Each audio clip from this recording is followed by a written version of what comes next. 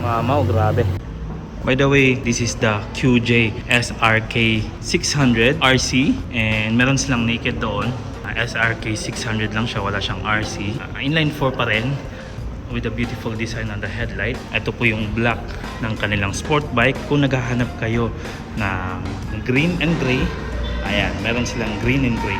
Masasabi mong beast tong motorsiklo na to kasi kung titignan nyo yung makina, malaki and labas talaga siya sa fairing ng kanyang engine.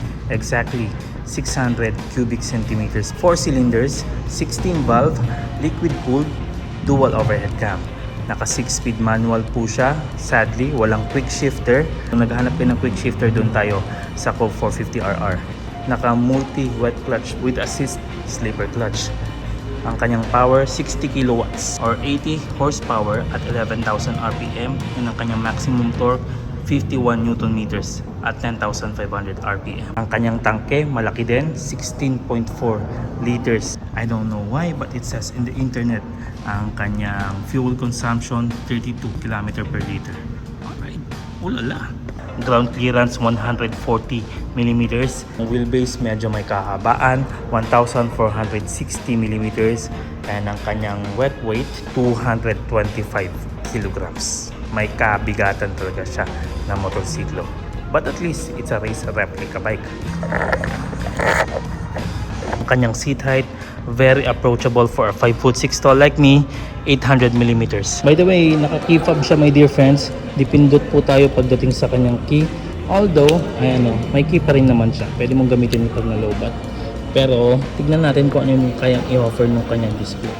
Ganito tayo sa display my dear friends. If you're going to check, kaiba niya talaga yung 400cc na TFT display but it's not that bad.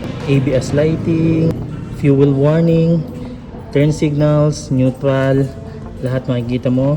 Kung pipindutin natin ulit dito, ayan, trip B, trip A, total odometer, virgin pa talaga, zero siya.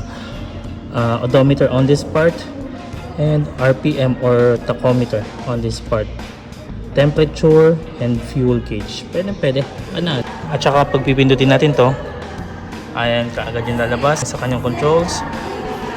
Bluetooth, unit, tires, appearance. Tingnan nga natin itong appearance. Ano makukuha natin? Try natin yung dark. Mas maganda yung dark. Anyway, let's proceed again. Brightness, pwede ma-adjust. Info, clock, and that's pretty much it. Wala akong makitang sport mode eh. Wala siyang riding modes. As is lang talaga siya. So the control my dear friends, this is what you're getting.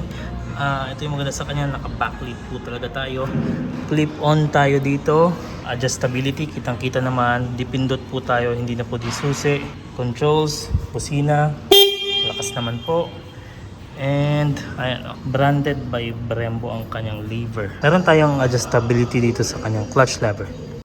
Also, charging port, Type-C, USB port. Ayan. Pwede. By the way, this is the black and red. Nabenta na kasi yung red.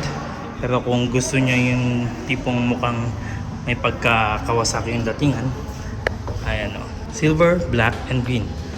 Ngayon, mas pinili ko itong pa-activate kay Bristol Davao City kasi kung titignan nyo po yung kanyang itsura, aggressive and very neutral.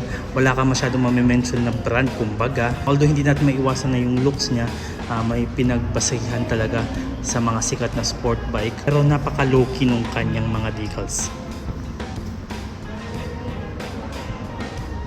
So yung linya ng kanyang decals from headlight to the fairing, ang ganda ng pagkakagawa and properly positioned siya. At saka kung titignan nyo rin yung fairings, nakababa po yung kanyang inline 4, hindi po siya natatakpan.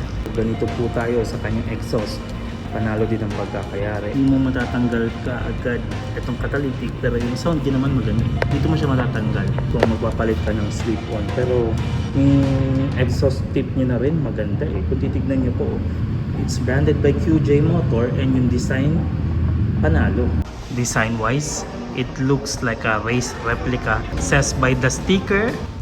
Meron din tayong winglet na may carbon fiber hint. Ang kanyang harapan, naka-projector light tayo. DRL kapag hindi naka-start. Headlight and also the high beam. And kung titignan nyo yung kanyang harapan, no, may patusok talaga siya. And the color variation of the black and the red, panalo. Sa lahat-lahat, ito lang talaga hindi ko nagustuhan sa kanya. Sana ginawang integrated na lang talaga yung kanyang turn signals. But it's not that much to complain about, especially when it comes to the price. Sa kanyang likuran, ganun din ang turn signals with a T-shaped brake light po. Foldable ang kanyang side mirror. And kung titignan nyo, ayan po tayo pagdating sa itsura ng kanyang windshield. I'll definitely take something like this or shape with something like this. At saka ngayon ko lang napansin kasi natatakpan siya nito. Ayan o, QJ Motor branding. And also the front fender, panalo din po. It's two-part. Meron siya dito starting from here all the way here glossy. Tapos dito naman nakamat siya. So yan kasi yung part na nadudumihan. So it doesn't necessarily need to be glossy. Marami ka rin mamimension sa kanya, just like the seat.